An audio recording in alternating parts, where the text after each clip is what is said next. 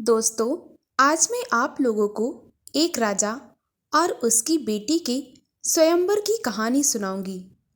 अगर इससे पहले आप मेरे चैनल पर नए हैं तो प्लीज़ मेरे चैनल को सब्सक्राइब करें, वीडियो को लाइक और शेयर करें।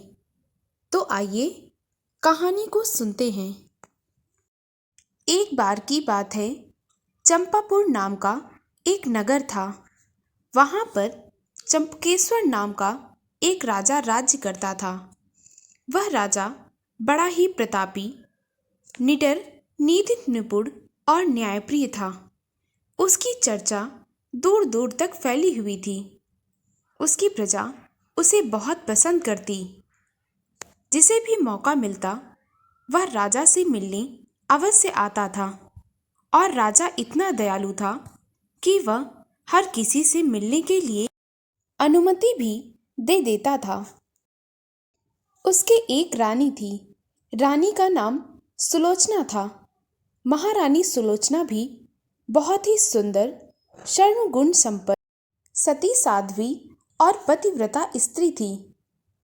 वह अत्यंत रूपवती थी। राजा रानी की एक पुत्री भी थी जिसका नाम त्रिभुवन सुंदरी था। राजा अपनी बेटी से बहुत प्यार करता। वह जो भी मांगती राजा उसे तुरंत लाकर देता। वह उसके साथ बहुत खेलता था। राजा की बेटी त्रिभुवन सुंदरी राजा को घोड़ा बना के उस पर बैठकर खेला करती थी। धीरे धीरे त्रिभुवन सुंदरी बड़ी होती गई। उसकी सुंदरता अपनी माँ से भी बढ़कर उभर रही थी। वह अपनी माँ से भी बढ़कर रूपवती थी। उसकी सुंदरता की चर्चा बहुत दूर तक फैली हुई थी। सभी लोग उससे विवाह करने के लिए आतुर होने लगे। युवावस्था प्राप्त करने के बाद राजा भी उसके विवाह को लेकर चिंतित होने लगा, क्योंकि राजा के पास उसके विवाह के प्रस्ताव बहुत से आने लगे थे। एक दिन रानी सुलोचना ने अपने पति से कहा, महाराज, हमारी पुत्री अब विवाह के योग्य हो चुकी है। अब समय आ चुका है कि हमें इसके सुखद भविष्य की कामना करते हुए इसके विवाह के विषय में गंभीरता पूर्वक सोचना चाहिए। बहुत से वर मेरी नज़र में बहुत अच्छे अच्छे हैं, इसीलिए हमें देरी ना करते हुए उनके बारे में अवश्य सोचना चाहिए। मेरी राय यह है कि आप उसके योग्य वर देखकर उसके विवाह का प्रस्ताव स्वीकार कर लें।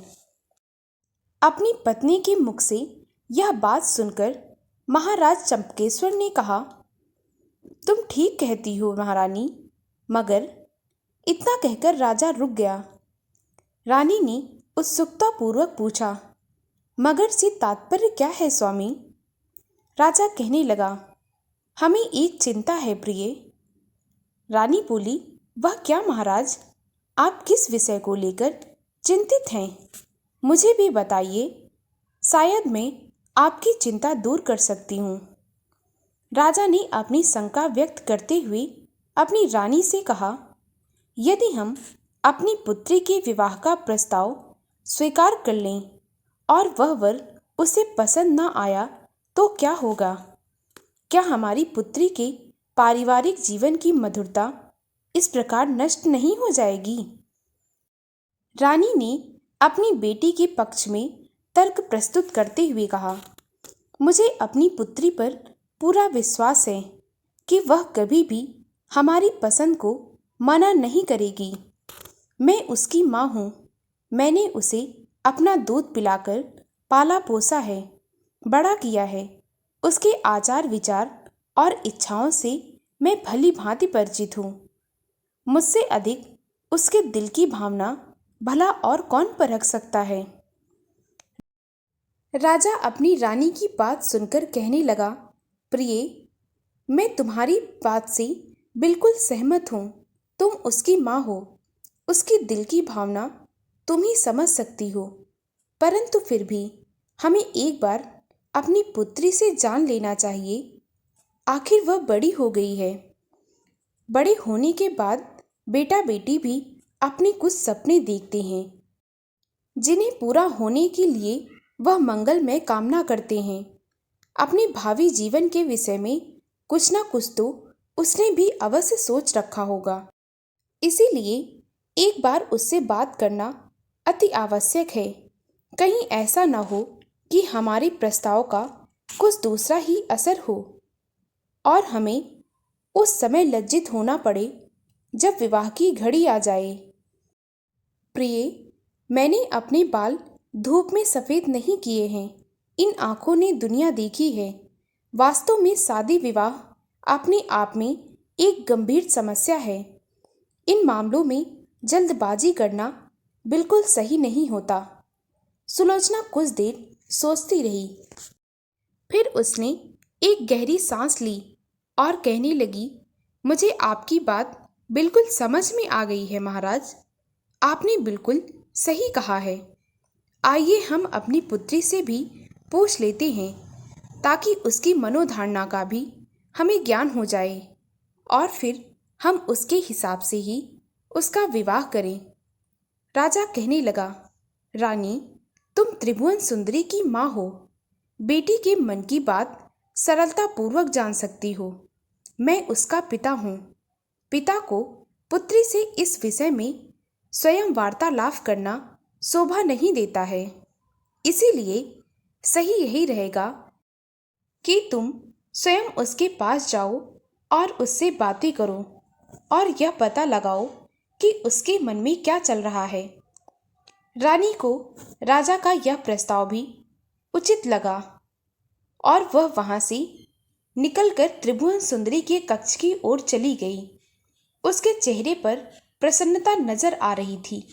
जैसे ही वह त्रिभुवन सुंदरी के कक्ष की ओर मुड़ी, दासियों में अजीब सी हलचल मच गई। उनकी आवभगत और सेवा के लिए वे इधर उधर दौड़ती नजर आने लगी।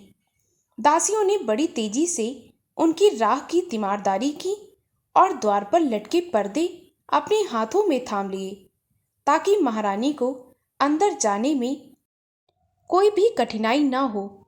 वे पूरी चुस्ती व फुर्ती से सेवा कार्य में लगी हुई थी।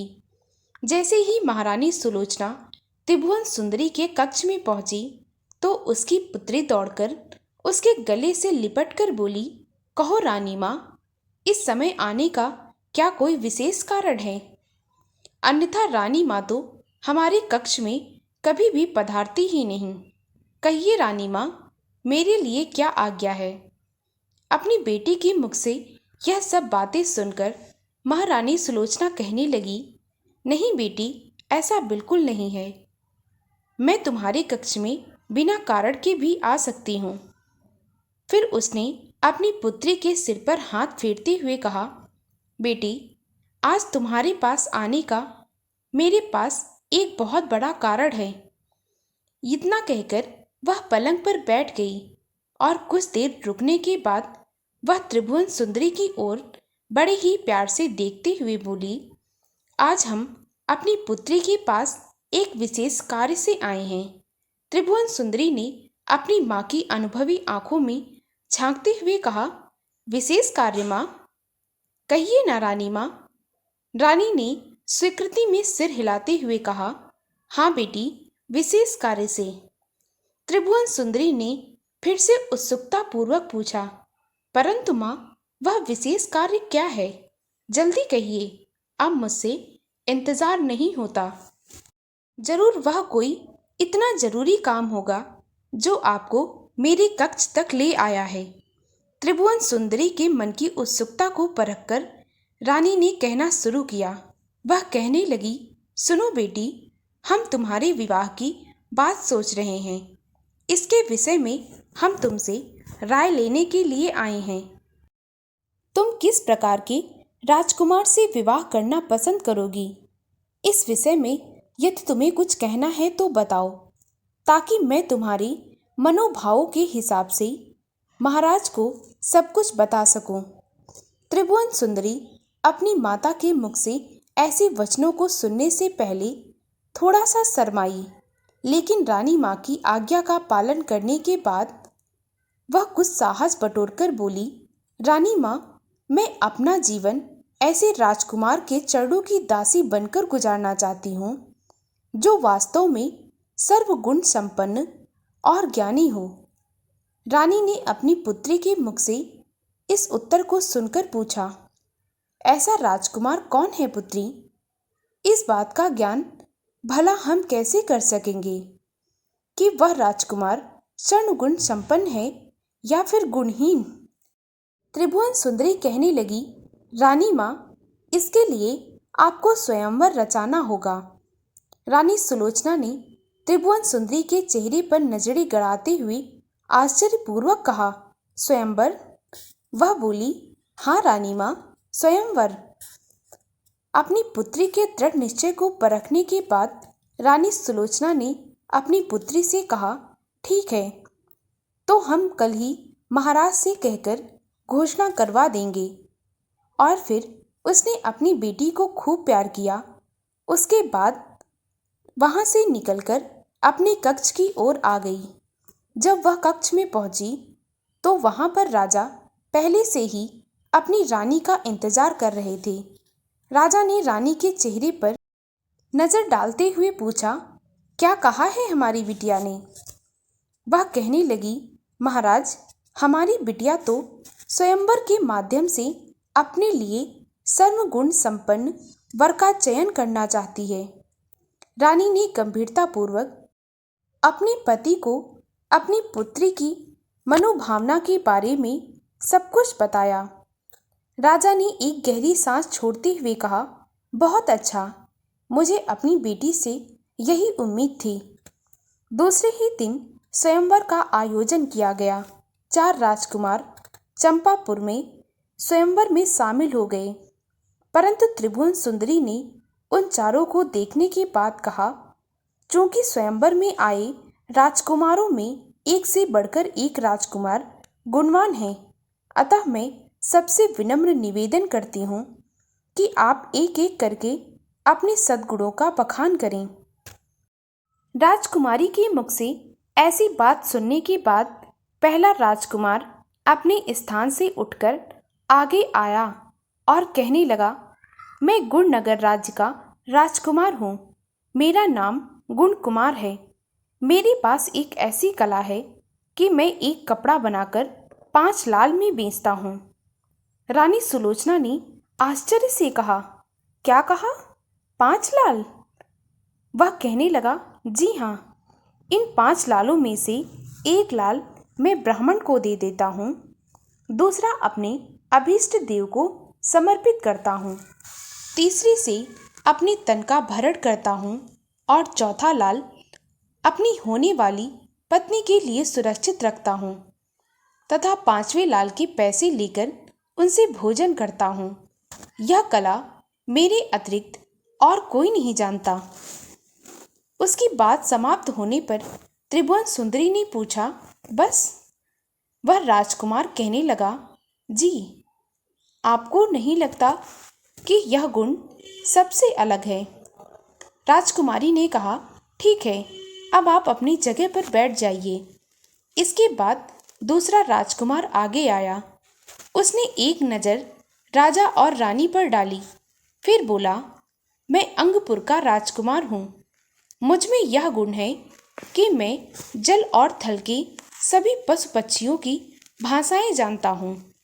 मेरे जैसा इस विद्या का जानकार और कोई दूसरा नहीं हो सकता। दूसरे राजकुमार की बातें सुनकर राजकुमारी कहने लगी, ठीक है, अब आप अपनी जगह पर बैठ जाइए। उसके बाद तीसरा राजकुमार उठकर आगे आया और कहने लगा, मेरा नाम शास्त्र कुमार है। मैं शास्त्रगढ़ का राजा हूँ।